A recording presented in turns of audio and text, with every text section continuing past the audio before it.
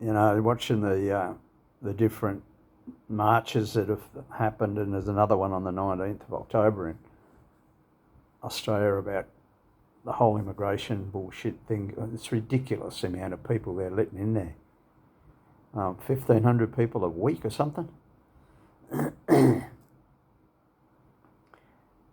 Albanese, he just took over the reins after Scott Morrison, that criminal. And it's the same agenda, divide and conquer. They bring all these bastards in. Multiculturalism doesn't work. You can't, in Thailand here, I mean, they must think Australians are complete idiots. The Thais must think we are. Because I talk to a few of them here and they say, where are you from? I say, from in Thai. I can speak a bit of Thai. And I say, I'm from Australia. I've been here 32 years. I said, why don't you go home? I said, can't go home. I said, I can't afford to live there anymore. And over the 15-year, over the 32-year period, I checked with the Australian immigration, and I'd made exactly 50 return flights out of Bangkok to some Australian city, mostly into Melbourne. And so, it's not that I haven't gone back there and tried to, and I've had money over the years working here, but, it's been infrequent.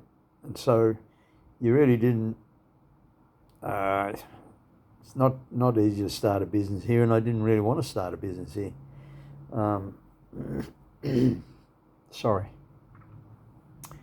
But I guess if I had gone back maybe, I don't know, 15, 20 years ago, it might have worked out okay. But I just seen this whole thing. And the reason I left in 1993 was because the government I was a naturopath, and I had three clinics in the end, one at Nelson Bay, one in Maitland, and one down in Wagga Wagga for a while. And which was a monthly visit one down in Wagga, but the main one was in Maitland. So I left because it was known as the Therapeutic Goods Act back then. Came in about starting to come in about 1989. And they were talking about GPs being the only ones that could to dispense vitamin C, and for that you would have to have a prescription. So what was going to happen to the naturopathic fledgling industry at that time, or profession, they all shut the doors.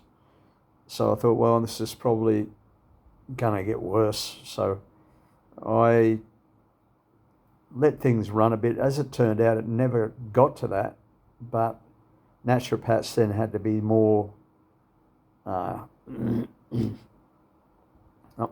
really licensed, but reach more stringent qualifications, and then which is fair enough. But so you had to sort of, keep on studying to get a handle on things anyway. But so this whole multiculturalism thing, it's by design, doesn't work. The Thais don't integrate with foreigners that well. Most of the Thais that marry foreigners here or partner with them, and I've got a Thai partner. We've been together 16 years, and I've had other longer term Thai partners, one for 5 years and a couple for 2 or 3 years, as it turned out. But generally, a lot of the Thai ladies, they go off to wherever country the guy came from or comes from, and they make a life for themselves over there, because usually the guy can't really work here. for long.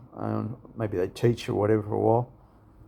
So the Thai girls, Thai ladies, they go back with the guy who can maybe, work in his own country again. They're builders or they're plumbers or they're cab drivers, whatever they do, all over the world. I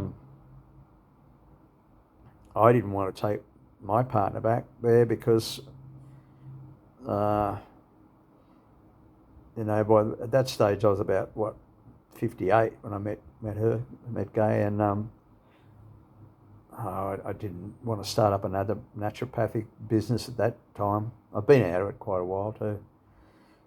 But yeah, I'd like to come back, I would like to come home because I'm 74 next month, and I've had some great times here, and but it's time to come home. But I can't come home because renting is just beyond. How can you do that on the age pension? I got a few bob saved up, but that would probably only last me, I'd say,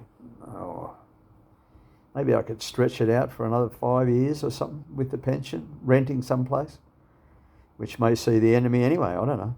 But you never know. Dad lived to almost 99, so you can't. And I'm in pretty good shape. Bit of weight on me at the moment, but I walk every day, and being a naturopath, I've still got all my supplements up there. You can see I take a lot of different stuff. So I keep pretty fit, but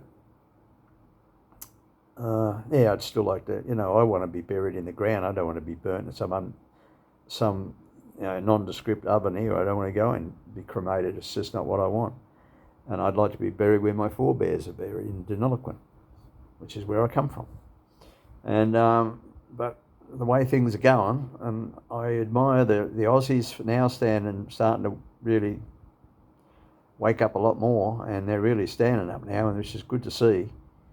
So keep on going, brothers. I would like to join you, but I'll be sleeping on the riverbank.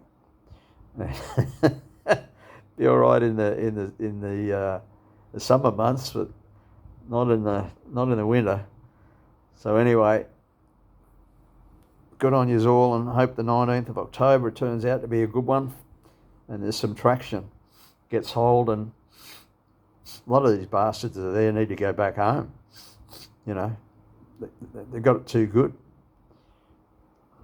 Fucking Aussies built the place, and what are they doing? They reward the mongrels from overseas. Unbelievable. Anyway, good luck to you all. Bye for now.